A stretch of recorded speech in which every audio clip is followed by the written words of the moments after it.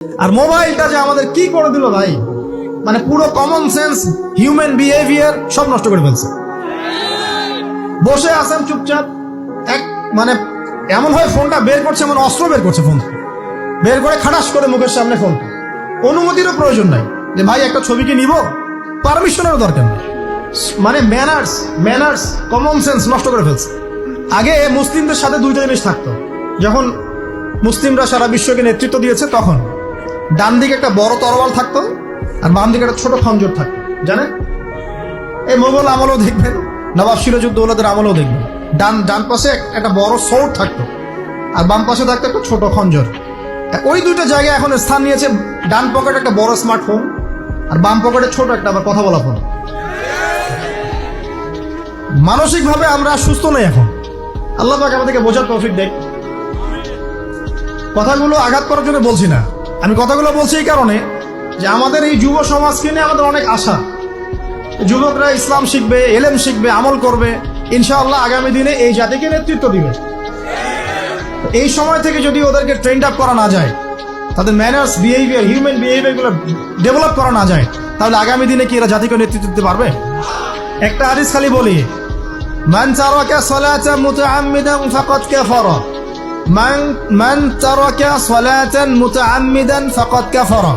আবার শুনেন, قال رسول الله صلى الله عليه وسلم من ترك صلاة متعمدا فقد كفر। আর মুয়াজ বিন জাবাল রাদিয়াল্লাহু আনহু কে নবীজি বলেছেন, মান তারাকা সালাতা মুতাআম্মিদান ফাকাদ বারিয়াত মিন জিম্মাতিল্লাহ। যে ব্যক্তি নিজের উপর ফরজ নামাজ ছেড়ে দিল, সে কুফরি করলো, সে কুফরি করলো, সে কুফরি করলো। মুয়াজ বিন জাবালকে নবী সাল্লাল্লাহু আলাইহি ওয়াসাল্লাম বলছেন, যে ব্যক্তি ফরজ নামাজ ইচ্ছা করে ছেড়ে দিল, সে ব্যক্তি আল্লাহর জিম্মা থেকে মুক্ত হয়ে গেল। নামাজ ছাড়বেন প্রিয় ভাই? 5 ওয়াক্ত নামাজ জামাতের সাথে ইনশাআল্লাহ। আল্লাহ আমাকে তৌফিক দেখ, আপনাদের সবাইকে তৌফিক দান করুন, আমিন। জামাত যদি না পান একা পড়ে নেবেন, ঠিক আছে? যদি ঘুমিয়ে থাকেন ঘুম থেকে উঠে পড়বেন, ভুলে গেছেন যখন মনে হবে তখন পড়বেন। ওযু করার পানি নাই, কি করবেন? তায়াম্মুম করবেন। তায়াম্মুমেরও কিছু নাই, আপনার কোনো কাপড়ই নাই, সতর ঢাকার কোনো কাপড়ই নাই, কি করবেন? বসে বসে নামাজ পড়বেন ওই অবস্থাতে। এটা কোনো মাফ নাই। মানে আপনার ওযু করার কোনো পানি নাই, তায়াম্মুমের কিছুই নাই, কাপড়ও নাই সতরে, তখনও নগ্ন হয়ে বসেই নামাজ পড়তে হবে, মাফ নাই। যখন শোয়ানো হবে মাথা থেকে কি থাকবে? সালাত।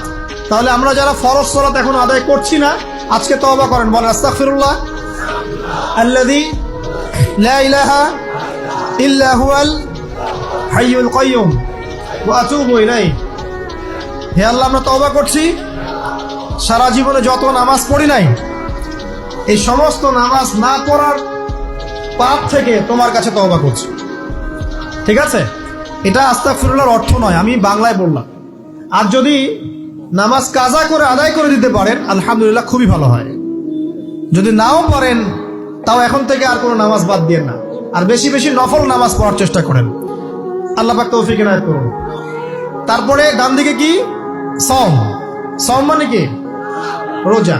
রমজান মাসে রোজা রাখি সবাই তো, মাশাআল্লাহ, আলহামদুলিল্লাহ। রমজান মাসে সওম রাখার পাশাপাশি বেশি বেশি নফল সওম রাখার ব্যাপারে অভ্যস্ত হওয়ার চেষ্টা করতে হবে। সবচেয়ে সেরা সওমগুলো হচ্ছে মাসের 3 দিন, আইয়ামে বীজের সওম, চাঁদের 13, 14 এবং 15 তারিখ। আর সপ্তাহে 2 দিন, সেটা হলো বৃহস্পতিবার এবং কি সোমবার। আল্লাহ পাক তৌফিক দান করুন, আমিন। এছাড়া আরাফার সওম আছে, আশুরার সওম আছে, ঠিক আছে? জিলহজ মাসের প্রথম 10 দিন রাখতে পারেন, ইত্যাদি। এবার বাম দিকে কি? যাকাত। যেটা বলছিলাম, যাকাতের সাথে আমরা খুব একটা পরিচিত নই, অথচ যাকাত একটা ফরজ ইবাদত। কেউ যদি নামাজ এবং যাকাতের মধ্যে পার্থক্য করে, সে ব্যক্তি কাফের হয়ে যাবে। কেউ যদি মনে করে নামাজ আমি মানি, যাকাত আমি মানি না, তাহলে কাফের হয়ে যাবে। নিসাব পরিমাণ সম্পদ হলে প্রত্যেক মুসলিমের উপর যাকাত ফরজ, ঠিক আছে? এবং এই যাকাতই হচ্ছে আপনার ইসলামিক অর্থনীতির মূল ভিত্তি। যাকাত হচ্ছে ইসলামিক অর্থনীতির কি? যে কথা বলছিলাম প্রিয় ভাইরা, দেখুন, যাকাত ইসলামিক অর্থনীতির মূল ভিত্তি। কিভাবে জানেন? ব্যবসা এবং যাকাত এটা কি করে? এটা একটা মার্কেটের মধ্যে সম্পদ ঘুরতে থাকে। আমি বুঝাচ্ছি আপনাকে। মনে করেন আপনি ব্যবসা করছেন এবং জাকাত দিচ্ছেন। জাকাত কারা দিবে? যারা জাকাতের নিসাব পরিমাণ সম্পত্তি রাখে, মানে কিছুটা ধনী তারা। তো তারা ব্যবসা করছে, মাশাআল্লাহ। ব্যবসা যখন করে, ব্যবসায় কি থাকে? লাভ থাকে, লস থাকে, লাভ থাকে, লস থাকে। লাভও হতে পারে আপনার, লসও হতে পারে। আর সুদে কি? শুধু লাভ, লস আছে? লস নাই। পার্থক্য বোঝেন। এখন ব্যবসা যখন আপনি করবেন, এই টাকা বা মূল যে ক্যাপিটাল যেটা বলে অর্থনীতির ভাষায়, এটা মার্কেটের মধ্যে সার্কুলেট করতে থাকবে। আজকে আপনি ধনী, লাভ করেছেন, কালকে লস করবেন, এই ধন আরেকজনের হাতে চলে যাবে। সে আবার ব্যবসা করছে, সে লাভ করলে সম্পদ তার হাতে থাকলো, লস করলে আরেকজনের হাতে। মানে এই মানিটা, ক্যাপিটাল যেটা, এটা মার্কেটের মধ্যে ঘুরতে থাকে, ঘুরতে থাকে। আজকে কেউ ধনী, কালকে কেউ ধনী, আজকে কেউ ফকির, কালকে কেউ ধনী, এভাবে। এখানে আল্লাহ পাক যাকে ইচ্ছা হয় ধন দেন, যাকে ইচ্ছা হয় দরিদ্র করেন। এটা আল্লাহ পাক নিয়ন্ত্রণ করেন। আবার এর মধ্যে যারা ধনী হবে তারা আবার জাকাত দিবে। কাকে জাকাত দিবে? যে গরিব তাকে। এই কারণে অর্থনৈতিক সাম্য থাকবে এবং টাকা, ক্যাপিটাল মার্কেটে সার্কুলেট করতে থাকবে। এটা হচ্ছে ইসলামিক ইকোনমিক্স। বোঝাতে পারছি না মনে হয়। আর রিবায় কি হবে? রিবায় কোনো লসের চান্স নাই। মানে এখানে ধনী আরো ধনী হতে থাকবে, গরিব আরো গরিব হতে থাকবে, প্লাস জাকাতও দিবে না। তখন সমাজের একটা অংশ অনেক ধনী হবে, আরেকটা অংশ একদম মাটিতে পড়ে যাবে, কোনো ব্যালেন্স হবে না। এই কারণে বিশ্বের একটা অংশ, ওই বিশ্বের একটা বড় অংশ যারা সুদখোর, যেখান থেকে সুদ এসেছে, ওইটা আস্তে আস্তে ধনী হয়ে গেছে এবং বিশ্বের বহু কান্ট্রি আস্তে আস্তে দারিদ্র সীমার নিচে চলে আসছে। এটা শুধু ব্যক্তির ক্ষেত্রেই নয়, সমাজের ক্ষেত্রেই নয়, পুরো বিশ্বেটা হচ্ছে। তো এই হলো রিবা এবং ব্যবসা ভিত্তিক, জাকাত ভিত্তিক ইকোনমিক সিস্টেমের পার্থক্য, বেসিক ডিফারেন্স। রিবার মধ্যে আল্লাহ পাক তার হাত উঠিয়ে নেন, আল্লাহ পাক সেখানে আর ইন্টারফেয়ার করেন না। ঠিক আছে, সুদ খাচ্ছ, তুমি তোমার মতো চলো। আর ব্যবসা ভিত্তিক ইকোনমিক্স চললে আল্লাহ পাক সেখানে কাউকে ধন দিবেন, কারো কাছ থেকে নিবেন। আপনার ধন নিয়ে আমাকে দিবেন, আমার ধন নিয়ে আপনাকে দিবেন। আর আমি যদি ধনী হই, আমি আবার জাকাত দিব, সেই জাকাতের টাকা আবার আপনার হাতে যাবে। কেউ না খেয়ে মরবে না। প্রথম কথা, আপনাকে ইসলামিক নিয়মতান্ত্রিক জীবনযাপন করতে হবে। তার আগে খালেস তওবা করে ফিরে আসেন। তওবা করে ফিরে আসেন, আল্লাহ চাইলে সেই মহাপাপও মাফ করতে পারেন। ঠিক আছে?